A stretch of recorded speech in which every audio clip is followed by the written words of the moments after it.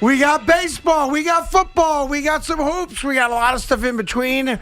And we have another performance that was under par from a guy that you people think is an ace. Good afternoon, Evan. How are you today, kid? Oh, I'm fantastic. How about this weather? How about 80 degrees on a Thursday in New York, your last day of working for the week? Yes, it's a Friday for me, baby, because tomorrow is a holiday. It's also opening day, baby. Yeah, Jackie Robinson Day, Tom Seaver's Statue Day, which we will get into throughout the afternoon today because obviously with there being a 1 o'clock Met game tomorrow and the Seaver stuff happening a couple hours before that and all the pomp and circumstance for Jackie Robinson. I believe Rachel Robinson will be at Citi Field actually tomorrow. The commissioner will be at Citi Field tomorrow. Great. We all need to see the commissioner. So he's going to get a standing ovation from Met fans tomorrow? Nope. 100%? Nope. The man that saved baseball. Nope. Ladies and gentlemen, Rob Manfred. Boo! I will boo. I'm not a booer, Craig, but I will boo Rob Manfred. You shouldn't boo anything. You love baseball. Baseball's back. He played a role in it on both sides. I love baseball. That's why I'll boo Rob Manfred. Exactly, Craig. Well, he'll be at the game tomorrow as they honor, of course, the legacy and the legendary career and life of Jackie Robinson. We'll get to that throughout the day. Let's take care of some low-hanging fruit. Neither one of us were right, really. You guys were closer than I was for sure. He did not get shelled yesterday, but that's not an ace performance. Sorry, it's not. We went more than 5 innings. That's good, I guess. But once again, before the Yankees got to take a couple swings, they were losing. And that is not the sign of an ace pitcher. Now, did he get shelled? He did not. Did he only give up 3 runs to a potent offense? Yeah, there's some positives to take out of it. He was beaten by one of the best young hitters in baseball many times last night. But if you think that's an ace performance, I got a bridge to sell you. Look, here's the problem. Here's the big issue. Since the spider tack enforcement occurred in the middle of June, right, he has a 4.23 ERA in 18 starts. That's a fact. Now, for those of you screaming at the radio, he had a hamstring issue at the end of the season. Let's take those last 4 starts out because I'm a good guy. I don't want to be a good guy. No, but I will be a good guy, and you'll see. If you take those last 4 starts out, since spider tack, minus the hamstring issue, he has a 3.63 ERA. That's not good enough. So, yes, last night he got beat by a great player in Vladimir Guerrero Jr., specifically that second home run, because it was a great pitch, and Vlad put together a great swing. Can I just comment on that for a moment? Sure. Because you're not the first person I've heard say that. I've heard that being bandied about this building today. It's true, though. And I've heard it on the radio, yeah, and I've seen it on social media. I've even seen other players say, well, that's a hell of a pitch. And if the guy you're throwing it against is able to turn on it and hit it 490 feet, it wasn't that good a pitch. Yeah, but it was the exact intent and location of where he wanted that fastball off the plate. No, I agree, by the way. And I'm not making an excuse. He gave up 3 runs in 5 2/3 innings, period, stop. Right. It doesn't hurt less because it was Guerrero as compared to Alejandro Kirk. My only point is, when he gave up the home run to Vlad in the first inning, it was a hanging slider. It was a bad pitch. Right. So I'm acknowledging that, yes, on the 2-run home run, it was a pitch Gerrit Cole intended to throw. But here's the facts. Since the enforcement of spider tack, he isn't the same guy. And so, yeah, every start's going to become an event. It is. Every start's going to be relitigating what Gerrit Cole is. But those numbers that I just read off, that has to change. He needs to for be them to win this year. Better change. Craig, he needs to be the dominant pitcher that he was prior to the ban. You know what his ERA was before the ban? It wasn't over 3. It was 2.23. He was a dominant pitcher. Yes. Right now, he is not bad. This is where you and I disagree. He's not bad, but you know what he isn't? He isn't the guy he was. So why don't we just come to some kind of agreement today? Because no one wants to hear us argue about it, and I'm tired of the argument as well. I'm sure you guys are too. Why don't we agree that he's no longer an ace and just leave it at that? And we can debate everything else if you'd like to debate it. But the one thing I think, Evan, and when I say we, I don't mean you, because I know you're with me on this. I mean the guy over there with the porno mustache and the flannel I might abduct you shirt that he's wearing today. I need you. It's like imperative to me to get through today's show that I hear you utter the words, he's no longer an ace. He didn't get shelled. He didn't embarrass himself. I'll take all those L's. But you have to give me, he's no longer an ace. That way we can move on because there's a lot of stuff I'd like to talk about today. So go ahead and give it to me. You're just going to have to move on without it because clearly I'm not going to tell you we have a definitive answer that he is no longer an ace. We don't. No, of course we don't. 18 starts that Evan just quoted. Correct. So 18, what else do you need? And I even, because I'm a good guy. You did it over the course of 18 starts. This is a new year. Yeah. And now 2 starts in, yeah. I'm supposed to declaratively tell you he's no longer the same pitcher. Correct. That's correct. So will you just do that and let's move on from it, Big Mac? Of course not. You still think he's pitching like an ace? Or he is an ace? No. Currently, he has not pitched like an ace. That's fair. That's a victory right there. Small, but I'll take that. It's a small victory for us, I'm much more positive about Let's last night than even Evan is. Let's move on to Virginia now and just keep moving south until we take the whole country back. He is not pitching like an ace at the moment. All right, so there's some middle ground. Now, there is a big Yankee story today that it gets in the weeds a little bit. So if I do that, please stop me. I don't want to get in the weeds. But there's something came out today that I found fascinating. If you're a diehard Yankee fan, it's going to bother the hell out of you, okay? There's a magazine or publication called Sportico. It's a very reputable, above-board publication, and they're kind of like Forbes in a way, where they go knee-deep into a team's finances to create a valuation of a franchise, right? Mm-hmm. Forbes does it also. Sportico is a very reputable brand and publication because it's totally objective. Here are the numbers. This is what they produce. This is what they spend. This is what they're valued at, okay? So Sportico came out today, and they said a couple things that I found interesting. Number one, the New York Yankees are worth over $7 billion. They are the most valuable franchise, which we've all kind of known, in all of baseball. $7 billion. But here's the interesting thing. The New York Yankees last year, a year that was still marred in part by COVID and a lack of attendance because of COVID, the New York Yankees brought in $531 million in their operation of the New York Yankees. Now, I do not know what their expenses are, and obviously that's very important. But their payroll was, let's say, $220 million, right? So the payroll is easily covered, and there's an extra $300 million for everybody else.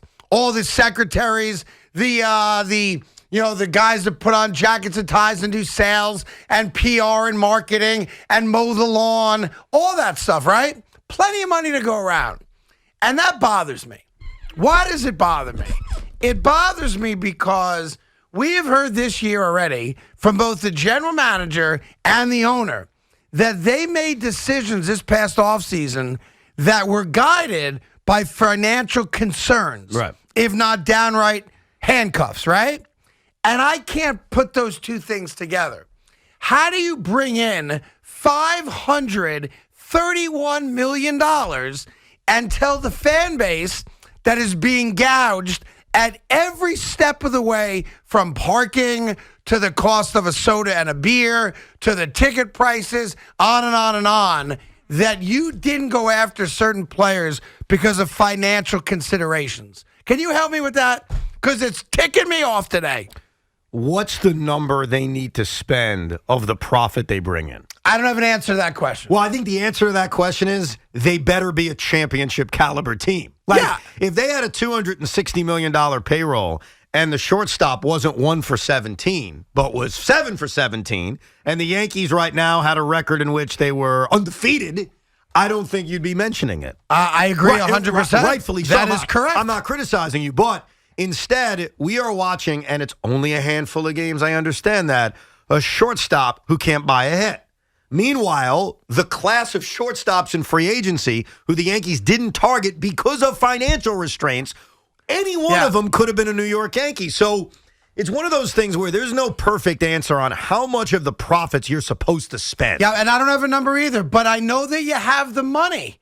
And I'm not saying a $400 million payroll. And you know that you want your team to be good enough. Yeah. And early in this season, and it is way too early, but we're still going to do it because we're a football town, baseball town. We have a football town mentality for our baseball teams. We treat every game and every series like it's an NFL game. It's who we are. It's in our DNA. And because of that, when you see the Yankees not hitting and you see a shortstop that looks completely overmatched by the city, it's very natural to say, hey, why is Carlos Correa not a New York Yankee? I forgot. Right. Why is Trevor Story not a New York Yankee? I forgot. It's fair to wonder that. Yeah, you have to. Now, I saw the numbers. In 2019, they brought in $700 million. So I'm not suggesting that they didn't get hurt by COVID financially. They clearly did, to the tune of a couple $100 million.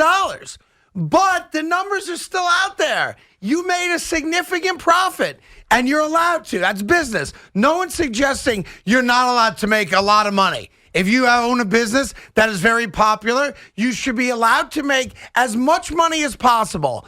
I can't figure out, though, who I should be angry at. Hal Steinbrenner. And there's only two choices. That's it. That's the choice. I disagree. Why? Who's the other choice? I disagree, and I'm glad you said Hal Steinbrenner. Well, who's the other choice, though? Brian Cashman. Because he misallocated the funds? Yes. Yeah, and that's the key to that. No. Go ahead. You even said, though, yeah, with all the money they're bringing in, why is that the topper? Why can't they go? Why do they have financial restraints? Yeah. That's a self-imposed decision by the owner of the team. So there's two aspects to it. There's financial constraints, which they've talked about. That's the owner. Then there's how did they spend the money? Well, that's different, and that's the GM. No, but correct. I agree with you. Because they have a top three payroll they're going to.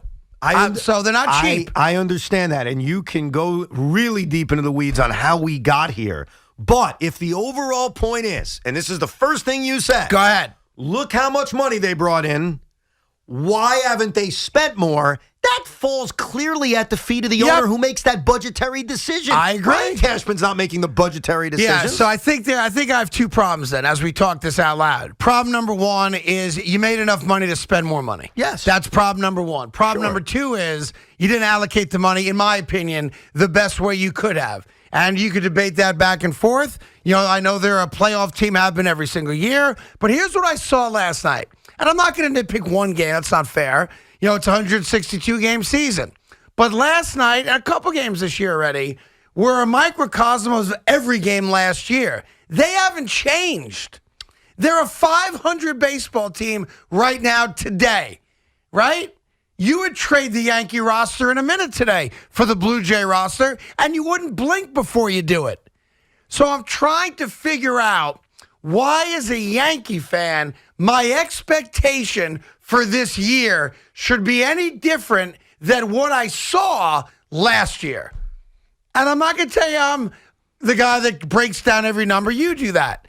So convince me, tell me, explain to me why this year is going to end any differently than last year. I can't guarantee you anything, but what I can tell you is 6 games into the season, I don't think Isaiah Connor-Falefa is going to hit 063. He better not. He better not. Kyle Higashioka, I'm not sure about because he's a career 180 hitter, and usually you are what you are. But look at last night's game. Why did the New York Yankees lose last night's game? Go ahead. Sometimes it's simple, sometimes it's complicated. There's a few reasons, but I'll give you one. This was a tie game in the 7th inning, and both teams were in their bullpen.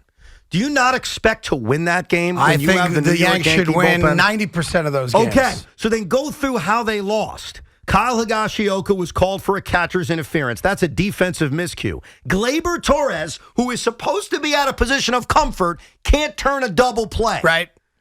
Jonathan Loaizaga comes in and fails. Period. He comes in, he gives up a hit to George Springer. He gives up a home run to Vladimir Guerrero Jr. The strength of the New York Yankees is not their offense. It's their bullpen. They also didn't score again. They did. Well, they did. They didn't score enough. They scored in the 8th inning when Gleyber had a home run. They didn't score enough. Correct. And that's absolutely fair. The offense fair. fails them at times. The offense failed because they didn't hit the Blue Jay bullpen, and the Blue Jays hit the Yankee I don't know. bullpen. Here's where I'm at. They're 500. You don't know their bullpen gave up 3 runs. You know what it is, Evan? That's supposed to be their strength. I and already they have a lost bad it in their feeling own about building. this team. I already do. I'm sorry. I've got like the Mike Safo disease right now. I already feel bad about this team, and there's no reason for me to feel better. They're messing around with the lineup every single night. They have maybe too many people for not enough positions. They don't have they have 2 automatic outs at the bottom of the order. Well, just to follow that up, they're also poorly constructed. Because let me ask you this. In the 8th inning, Aaron Boone, rightfully so, goes to Giancarlo Stanton. We all thought off the bat that was a home run. How is it possible in the bottom of the 9th inning of a 2-run game, Kyle Higashioka is allowed to hit? How's that possible? I agree. How's that possible? Is it because you have 3 guys on your bench? Or because Aaron Boone didn't think to himself, let me find a way to not have Higashioka hit? You know, you could have done that by having Marwin Gonzalez bat 9th and bring Trevino in the game and bat him 8th. It's called a double switch. They do it in the National League. And guess what? You better get used to that because the New York Yankees are a National League team. Why? Because they've got 2 pitcher spots. If we're not paying attention, let's face it, they've got a freaking pitcher spot at the bottom of the order. Right. And by the way, I don't give a damn how good Kyle Higashioka is defensively. By the way, there was a catcher's interference in this game. That's considered an error. You can't live. I don't care what the rest of your lineup does. You can't live with a guy hitting 130 in your batting order in the American League. And the manager allowed him in a 2-run game in the 9th inning to bat. Why? 877-337-6666. You're a diehard Yankee fan. Love to hear from you today. And again, it's not panic. It's nothing else like that. It's just a reality that this team ain't going anywhere. Let's just be honest. And you can chuckle all you want over there, Big Mac. This team is broken. It's already broken. They've already used a different lineup in every single game this year. They're going to have 150 different lineups. And John and Susan can kiss their ass all they want, talking about how it's good to have a different lineup every night. They said it. I heard it. And I'm saying to myself driving home, why is that a good thing to have a different lineup every single night? It's not. The reason you have a different lineup every single night is much like having 2 running backs. You ain't got one. So I don't know. I don't want to overreact, of course. It's early this year. Hold on. I don't want to overreact is the comment you make after that. I don't think I'm overreacting at all. They're really broken don't. and they will go nowhere this year. They are broken. 6 games in, but we don't want to overreact. I don't want to overreact. No. They don't have an ace. They're broken. They're not going anywhere this year. They're probably going to lose tonight and lose the series 3-1 to Toronto. Ugh. It'd be nice, though, if your star pitcher could let the Yankees get up without being down. That'd be nice. Do you think he'll do that this year or no? 2 outs and nobody on. I actually thought he was. 2 outs, nobody on in the first inning. And then the Vlad ball I thought was a double, but we later found out it was a true home run. Yeah. Meanwhile, it's funny. I got to talk to our digital team around here because yesterday they put out the video of John kind of messing up the Aaron Hicks home run, right? Right. And I put out that you shouldn't do that. It's embarrassing to John. And you should show some respect. And I completely disagreed with you and said you got to show the mistakes. Yeah. Carry on, sir. So last night he has it's a terrible mistake for a play-by-play guy. It's now front page in the news that he thought the Stanton hit was out of the ballpark. Guess what? Everybody else did too. Yeah, no doubt. Now, the problem is everyone else isn't doing radio play-by-play for the New York Yankees. It has already gone viral. At this point, we're the only guys that have the video. Yeah. Put it out. It's got to be out there. Because it's not as if you're calling people attention to something that a lot of people don't know about. It's a news story. I appreciate your flip-flop because you couldn't be any more different than yesterday when you said this is disrespectful but now to you John. got to put it out. Well, they should put out mistakes. I'm sorry. It's a part of life, and it is viral. And look, we all thought it was a home run. I think Kay on TV thought it was a home run. I think the camera people on Yes, the way they showed Everybody thought it was gone. Everybody thought it was a home run. Now, do I feel bad? And there's somebody listening who's going to shake their head. Do I feel bad for someone who was in the car last night and got so excited and pounded their fist? I feel bad for you. Yeah. But that video's got to be out. I'm going to play it for you right now. You guys have it right now? So here's what you have to think of. If you're watching the game, it means nothing to you. As Evan just said, it had a major impact if you're listening to the game. All right? Because the Yankees are trailing 6-4 when Stanton gets up. This is going to tie the game if it goes, right? Yes. So we're gonna compartmentalize this. So allow me to go through this. Start it, Big Mac. Here's the 1-0. Swung on, there it goes. Stop it right Deep there. left center. Stop it right that there. That ball is high. No, you got to stop it right there. It is gone. Jeez. Okay, maybe we'll talk off. Very slow. When I say stop it, just I'm stop trying. it. Turn it off. There's an off button. Turn the button off. All right? When I say stop, I want it to be stopped for a reason. I understand. Okay, let's try that again. You have No, a Gerrit hold on. Cole-like excuse I have to use I have this? to put it in a different format so I can stop it No, mid. you have a thing in front of you, a little button. Yeah, but then it won't start again where you want it to start again. That's I okay. started from the it's beginning. short enough. Boop, boop. Up, Just, up. Big boop, Mac, just say Billy Crystal's taking too long. It'll work. boop. Okay, start it again. Here's the 1-0. Swung on, there it goes. Stop it right there. Swung on, there it goes. You're driving your car. What do you think? This game's tied. Tie game 6-6. Let's go. Yes. Start it again. Here's the 1-0. Swung on, there it goes. Deep left center. That ball is high. Stop. Deep left center. That ball is high. When I hear it is high, it is far, there's an 85% chance it's a home run because there have been John calls where he says, and I quote, it is high, it is far, it is caught. Yes. Just putting that out but there. in that moment, You think it's gone. tie game. I'm pretty sure it's a tie game. All right, play it again. Go. Here's the 1-0. Swung on, there it goes. Deep left center. That ball is high. It is far. It is gone. Stop it right there. That's the problem, Craig. Home run. 6-6. Let's go. It is high, it is far, it is caught. Happens once in a while. And that's okay. In Because what? that's in the moment, and that's what course. happened. And by the way, if that was his call on the fly out to left field, I would get it because we all thought it was gone. But once I hear it's gone, my 85 to 90% number is 100%. Yeah. We tied the game. It's 6-6. Stanton pinch hit home run. Let's go. Unfortunately, it didn't end that way. Here's the 1-0. Swung on, there it goes. Deep left center. That ball is high. It is far. It is gone. Woo! But caught. What? Wait, The what? wall. Caught What? by Tapia. What? Boy, I thought that was gone. What? So Stanton got close. Huh? What? What? Butt caught. I'm making butt caught t-shirts. I'm going to have them in the store by the end of the show. So now that it's out there, I think you got to put the video It out should have been there. out there last night. You think John said don't post that video? I think John's got such a great sense of humor that, no, I don't think he would have had a problem with it. I think John loves attention, and any attention I don't know is about good that attention. kind of attention. Craig, you know this full well. All attention, well, most attention, Yeah. is good attention. Typically, yes. Typically, Typically, yes. there are a few moments, like when you're leaving court, that it's not good. But yes, I stopped myself with that. Typically, all attention is good attention.